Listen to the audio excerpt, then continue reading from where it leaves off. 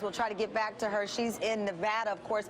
That is where the attention of the GOP will turn on Tuesday. But joining me now is Meredith Shiner. She's a correspondent for Yahoo News. Meredith, are you there? I am. All right, good. And we got your mic working, so that's fantastic. Good. Thank you so much for joining us. Let's talk a little bit, as I mentioned, Hillary Clinton does not have any events planned for the evening. You got the victory out of Nevada. Bill Clinton, laser focus this hour, Colorado Springs, Colorado. We just showed him live there. They have to be looking at this point, the map, and strategizing where could Bernie Sanders pick up a victory at this point? Well, so I think that this actually ties into your last segment about the fight over who actually won Hispanic voters in Nevada. Because when you look at Colorado and Texas, which are both Super Tuesday states, which means their voters will vote on March 1st, Colorado is a state that has 20% Hispanic population, and Texas has almost 40%. So they're looking to try to carry over some momentum, and I think some of that argument wasn't necessarily about Nevada, where Hillary Clinton clearly won, but about going forward on Super Tuesday, which by the end of that day, 30% of the delegates for Democrats will be apportioned, and I think that Hillary Clinton and her campaign have always looked at March as the month where they can really create separation with Bernie Sanders, and it's in these states that have a lot of delegates to give and also a lot of diversity. So when you then look at the math, is the math on Bernie Sanders' side in any way?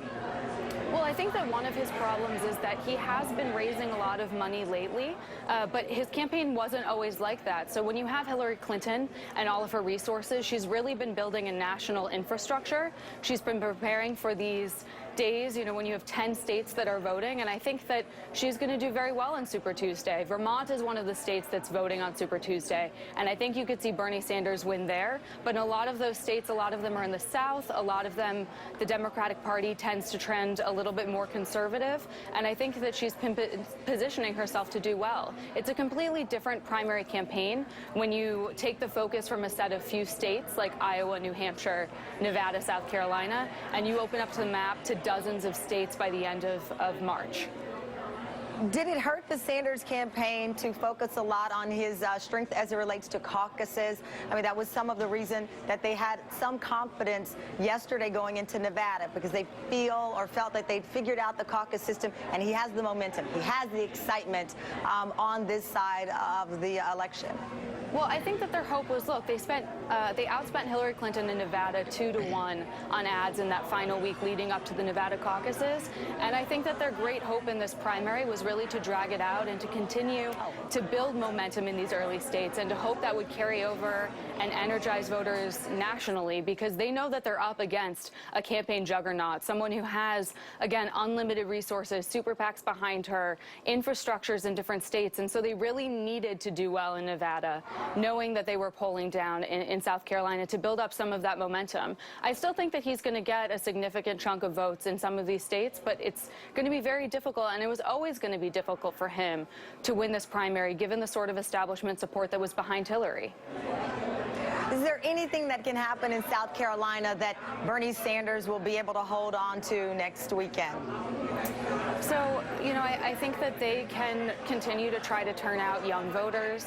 I think that you've seen some division within the African-American community about who to support, but that's been such a stronghold for the Clinton family for decades now that it's hard for Sanders to make inroads. But I think that, you know, that's the sort of state where, because it's in that first floor cluster, he has been able to focus. But you've also seen him and also Secretary Clinton traveling to states like Michigan, some of these Midwestern states like Ohio. Those are all states that are going to vote in March, and I think that some of those working class, pro-labor union Democratic voters are still going to find an appeal in Bernie Sanders' message.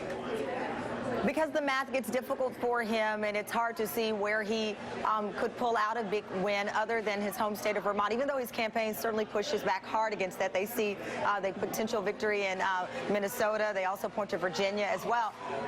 With that said, when you look at the Sanders campaign, he prides himself, in his words, of not going negative. He has pushed Hillary Clinton on releasing transcripts from Wall Street speeches, etc. With the pressure and the math and the map in front of him, do you believe Bernie Sanders will be more aggressive if he's to survive?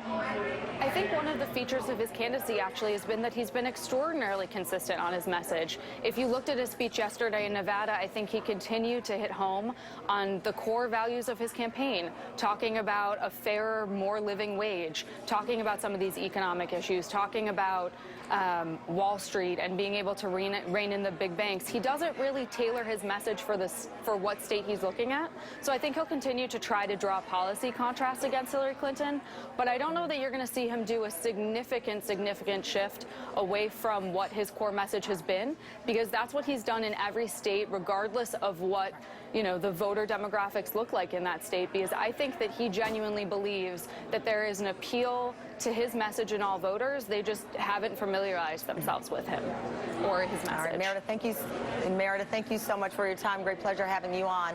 All right, and thanks still for to having come, me. more to come. Donald Trump and President Obama this morning. Donald Trump is asked